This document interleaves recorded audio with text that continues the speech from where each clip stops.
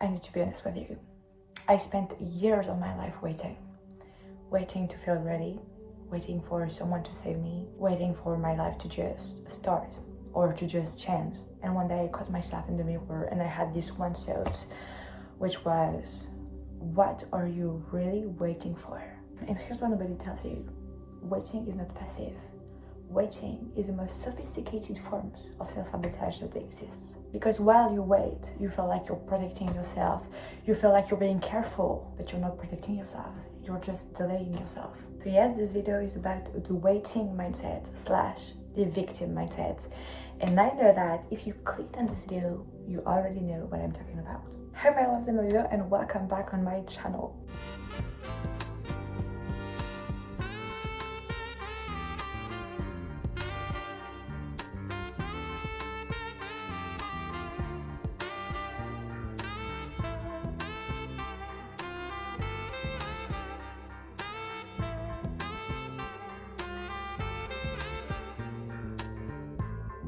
So let's actually define what the waiting mindset is, because most people live inside it without ever naming it. So the waiting mindset is the belief, conscious or not, that something outside of you needs to change before your life can get better. And it sounds like, I need to feel ready before I start. I'll be happy when I find the right person. I'll go after what I want when the timing is right. I travel when I have somebody to go with. And I know that on the surface, it feels reasonable. I know that it sounds like patience, but it's not patience. It's avoidance, but with a pretty name. And here's the truth. The timing will never be right. It will never be the right time to start. And the person or the situation you're waiting on is not going to save you. Nobody is going to save you. And the moment you fully and deeply accept that is the moment your life actually begins. Because now you have complete power over your life. You have complete responsibility over your action. And you're not waiting for someone else to save you. And you're not waiting for someone else to do the action instead of you. But the question is, why do we do this? Why do we keep waiting even if we know that it is destroying us? And that's what I want to get into. And trust me, the answer might surprise you. And honey, let me tell you one thing that nobody in the self-improvement space talks about enough. Maybe you wonder why every time your life gets genuinely calm, peaceful, stable, or good, some things in you get uncomfortable. And slowly, without even realizing it, you start attracting chaos into your life again. You start attracting the wrong people. You start attracting situations that blow everything up. And that is not bad luck. That is not the universe punishing you. That is just your nervous system calling back what it thinks is home. So if you grew up in an environment that felt unsafe, unpredictable, anxious, or abusive, your body literally learned to operate from this frequency. So it's the norm for your body. It's what's familiar to him. And familiarity, conformity, normality will always be safer for your nervous system. And now when things are calm, when things are peaceful or stable, your nervous system goes, this doesn't feel right. This isn't what I know. I don't recognize this. And it starts to pull you straight back to what it knows. And this is what nervous system is really about, because it's not only about meditation, doing breathing exercise, absolutely not. It's also about recognizing the moments you are the one creating the chaos. Recognizing when you are the one showing up in spaces, in rooms that was never meant for you. Recognizing that you are the one opening the app that destroys you every single day and still opening it. And just know that you have complete power over what enters your life. You have control over what you read, what you watch, who you let enter into your life, who you follow on Instagram, who you let close to you. And if you fill your mind with negativity, with drama, don't blame the world. Blame yourself, because you are the one opening the app. Blame your hands, blame your fingers. You are the one in charge of what you watch, of what you let in your space, okay? And if it's not you, who is it? Who in the morning is taking your phone, opening it up, opening TikToks, and making you watch it? Nobody. It's you. So don't blame the universe. Don't blame other people for your action. You are the one in charge. Blame yourself. And a part of you is still attracting to the chaos. A part of you is still addicted to the sensation, to the feeling it gives you. Because you grew up with this. You grew up with this abusive, toxic environment, so your nervous system recognizes it as safe, as a safe place. when it truly doesn't. So that's why you're attracted to it. And maybe something in this situation, something in this mindset, in this way of being is comfortable to you. Because if there were nothing in this situation that were nice to you, that were comforting to you, you will be changing. So yes, ask yourself and try to find what in this situation, what in the waiting mindset, what in these toxic patterns are you still attracted to? Because healing starts the moment you fully admit that. The moment you fully accept that you're still attracted to part of it. And now that you're conscious of it, you can actually decide that you want something different. That you want to experience something different in life, that you can experience a more peaceful life. And now I'm going to tell you something that's going to be uncomfortable to hear. About heartbreak, about pain, about why you're still not over it. And I have to thank the Liloh for naming the concept I'm going to use. Stay with me. You're not heartbroken, you're eco-broken. And there's a massive difference because your hurt is fine. Your hurt is not broken. What's actually broken is the story you built around that person, around that situation, or around that version of yourself. What's broken is the identity you attach to it. It's the future you scripted in your head about it. But here's what it gets deeper. The only actual promise life makes you is that you will die. Nothing is promised in life except death. That's it. Nothing else is guaranteed. Not the relationships, not the opportunities, not the version of the future you were so certain about. Nothing is guaranteed in life except death. So when you spend your days obsessing about what's already gone or what's already happened, you're actually watching a movie that has already ended. You are living in a story that no longer exists because the past doesn't exist. The future doesn't exist. The only real moment in life is the present moment because it is the only moment you will get to experience in life. You will never get to experience the past and you will never get to experience the future until it's the present moment. So yes, they don't exist. It's just an illusion of our mind. And this is where everything changes because the moment you realize that you are the creator of your own internal narrative, so the lens through which you see the world, you understand that you are not the victim of your circumstances. You are the creator of them. And think of it this way. Everything around you, your phone, money, your relationship, your entire reality, it all started as a thought in someone's head. So we basically live in a collective imagination.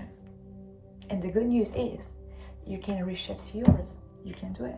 And the moment you decide that something no longer exists in your life, it stops existing. The people who drain you, the patterns that destroy you, the pattern you keep repeating, they only exist because you keep feeding them. They only exist because you keep pouring your energy into them. You keep thinking about it. You keep doing action about it. So that's why they still exist, because you keep feeding them. So cut the flow. Build a new reality. Start a new story, a new version of yourself, because you deserve it. Girl, you deserve it. Why not you? You can reshape it. Actually, the only reason you're still here is because you're still waiting for someone to save you. It's because you're still waiting to feel ready. It's because you're still stuck in that victim mindset. But you deserve it. Girl, you deserve the best. Do it for yourself. No one will save you, so do it for yourself. So let's talk about the victim mentality. And before you get defensive, just know I've been there. I spent time in my room crying, blaming everything, everyone, blaming my environment, my parents, my past, the people who hurt me. And you know what happened? Absolutely nothing happened. Absolutely nothing changed. Because here's the reality. Nobody cares about your story before it's become a success story. Nobody cares about your life because you get successful, because you get to where you want. I know it's hard to hear, but it's true. It's only the day I get better that people start to ask me about how I was, about what I did to get there. But nobody cares before that, or just a few. And here's a sentence I want you to write down. It's not your fault how you got there. It's not your fault what happened to you, but it is your responsibility to get yourself out. It is your responsibility what you do with it next. Your trauma doesn't owe you healing. Your past doesn't owe you an apology. The person who hurt you doesn't owe you closure. You are the only person who can write the next chapter. You are the only person in charge. And I know it's really hard to let go of the victim role, to let go of the victim mindset mentality because it's comfortable. You know what's going to happen. You know the cycle. And even if it hurts, it's familiar. And just know that your brain will always choose familiar pain over unfamiliar peace. But ask yourself this, honestly. Are you actually trying to change something?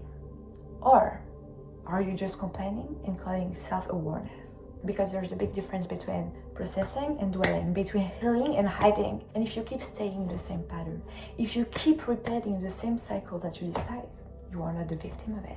You are the creator of it. You are choosing it over and over again. So stop abusing yourself with the version of you that you have already outgrown. Can I be honest with you? Growth is not pretty.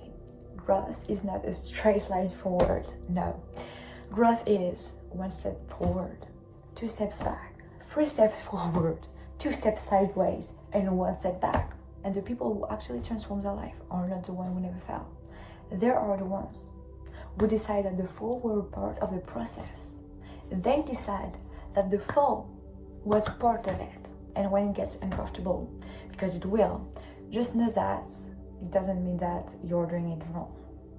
Absolutely not. It's actually a sign that you're doing it right because you're in unfamiliar territory. And growth can only happen in an unfamiliar place, in an unfamiliar situation. So try, fail, try again, try differently, fail, try again. But don't give up, because the moment you give up when it gets hard, you go right back where you started every single time. And it's not over until you decide it's over. And we are not deciding it's over. So don't give up. Try again. Try, and try again. I want to address one last thing, that most of us were taught completely wrong. We were taught that putting ourselves first was selfish. That taking care of our needs before others was ego. So we spent years of our life pouring into others, pouring into situations, pouring everything out from empty cups. So we showed up completely broken, completely resentful, completely depleted and calling it love. But this is not love, baby, this is performance. You are playing a character, and you can only love others as deeply as you love yourself. And not because of some spiritual rule, no, but because you literally cannot give something that you don't have. And when you don't take care of yourself, you show up for other people from a place of fear of resentment. And love and attention that comes from that place is not free. It comes with condition, with expectation, with great anger, with resentment. But when you genuinely feel safe, when you genuinely feel full and whole inside yourself, you can actually give from overflow. You love without keeping the score. You can actually show up without burning out. And that is the most selfless thing you can do for the people around you. So stop apologizing for needing rest. Stop being scared of needing space. Stop apologizing for being yourself. It is not selfish. It is the foundation of everything else. And here's the part that will blow your mind. When you give from real love, when you give from overflow, so not from fear, not from obligation, you will always attract more of it back. So let me ask you something. What are you doing concretely today to change your life? Are you building? Are you healing? Are you taking the next step? Or are you waiting for something outside of you to come and fix everything? Because full acceptance of where you are right now, not resignation, not giving up, but full acceptance, that is the key to presence. And presence is the key to peace. To go from complaining to gratitude. And not toxic positivity, but real grounded gratitude. Because when you're always focusing on what's missing, you're operating from lack. And the more you operate from lack, the more lack you create. Learn from the past, but stop feeding on it. And your life is literally your imagination made real. So start imagining a better life. Start imagining something better. Start imagining yourself better. The waiting is over. And it was always over. You just have to decide. Thank you for being here. I really appreciate it. I wish you the best of the week. And I see you in the next one. Ciao, ciao.